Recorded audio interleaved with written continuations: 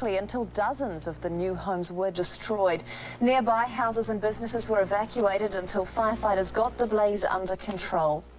Heavy rains have caused severe flash floods in the Bekaa region of Lebanon. Residents of Baalbek could only watch as streets outside their homes became a torrent. The water's force was enough to move a large truck and bring down a steel power pole. No casualties were reported. The Lebanese army later helped residents clear out the mud that had invaded their homes.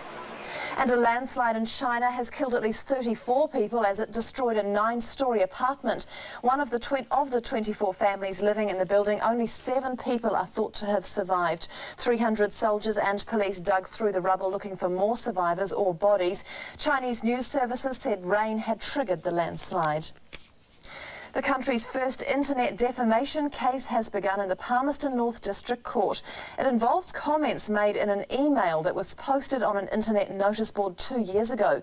The author's now being sued for $140,000 in damages.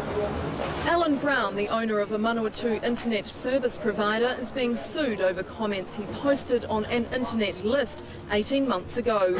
Patrick O'Brien, who's also in the internet business, believes he was defamed by Brown's comments, which was sent via email and had the potential to reach millions of people worldwide. The case is the first of its kind in New Zealand, but experts say an internet defamation case was just a matter of time. People do make defamatory comments on the internet, as they do in any other medium. People sue in other media, so it's surprising in a sense they haven't done so on the internet before this. Derogatory comments posted on the net have been in the limelight before. In 1999, 2 iHug workers were sacked for using threatening and obscene language in group emails.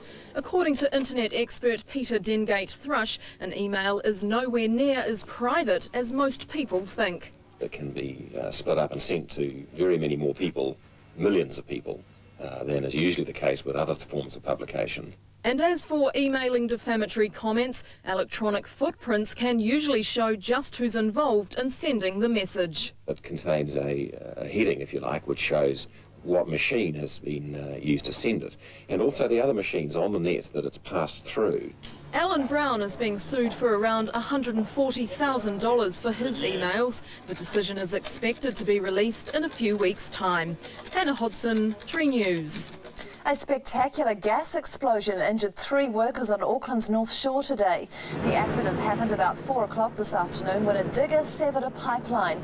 The 3 men working in the area were taken to North Shore Hospital. There was a strong smell of gas and police cordoned off the area but didn't evacuate residents.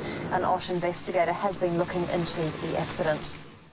Revelations today that supermodel Nikki Taylor told medics at the scene of her car crash that she felt fine and didn't need help.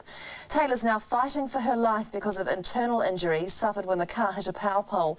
The driver became distracted by his cell phone, and that's prompted discussions about whether there are now too many distracting gadgets in cars. At the Oak Ridge National Laboratory, for the first time, researchers are using a virtual reality simulator to test drivers' reactions. They are distracting drivers with all of the latest devices that come in new cars.